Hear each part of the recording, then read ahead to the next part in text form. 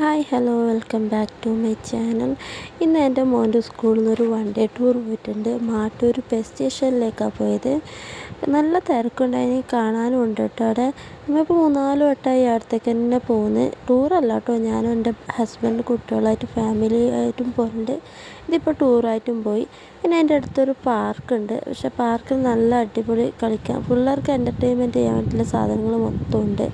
പിന്നെ ഇതിലൊന്നും എൻ്റെ മോന് ഇതുവരെ കയറിയില്ല കേട്ടോ, ഇതാദ്യമായിട്ട് കയറുന്നു. പക്ഷെ അവന് നല്ല ഇഷ്ടമായി. ഇതിൽ ഈ കറങ്ങുന്ന സംഭവത്തിൽ കയറുമ്പം ആദ്യം ഒന്ന് കയറിയിട്ട് പിന്നെ എന്നെ കണ്ടു. ഞാൻ മുമ്പിൽ തന്നെ നിൽക്കുന്നുണ്ടായിരുന്നു. എന്നെ കണ്ടപ്പോൾ ചെറുങ്ങനെ ചിരിക്കാൻ തുടങ്ങി. പിന്നെ അത് ഇഷ്ടപ്പെട്ടു. അപ്പോൾ അതുകൊണ്ട് എനിക്ക് ഈ ടൂർ പോയിട്ട് എനിക്ക് ഏറ്റവും വലിയൊരു ഉപകാരം കിട്ടിയ വെച്ചാൽ എൻ്റെ മോൻ്റെ കുറച്ച് പേടിയില്ലേ, അത് കുറച്ച് കുറഞ്ഞിട്ട് കേട്ടോ. ഇതിലൊന്നും പോയില്ല. നമ്മൾ എത്ര വട്ടം ഈ ബസ് സ്റ്റേഷനിൽ വന്നതെന്നറിയാം, പക്ഷെ എൻ്റെ മോൻ ഇതിലൊന്നും കയറില്ല പേടിച്ചിട്ട്. പക്ഷേ ഇത് എൻ്റെ കൂട്ടുകാരന്മാരെല്ലാം ഉണ്ടായതുകൊണ്ടാണെന്ന് അറിയില്ല, അതിലെല്ലാം കയറി. ആദ്യം ഒന്ന് കയറണമെങ്കിലും പേടിക്കാതെ അതിലെല്ലാം കയറി എല്ലാം കറങ്ങി കണ്ടു.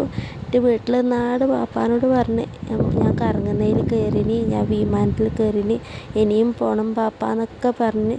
അവന് നല്ല ഇഷ്ടമായി കേട്ടോ അത്. പിന്നെ ഇതിൻ്റെ അടുത്ത് തന്നെ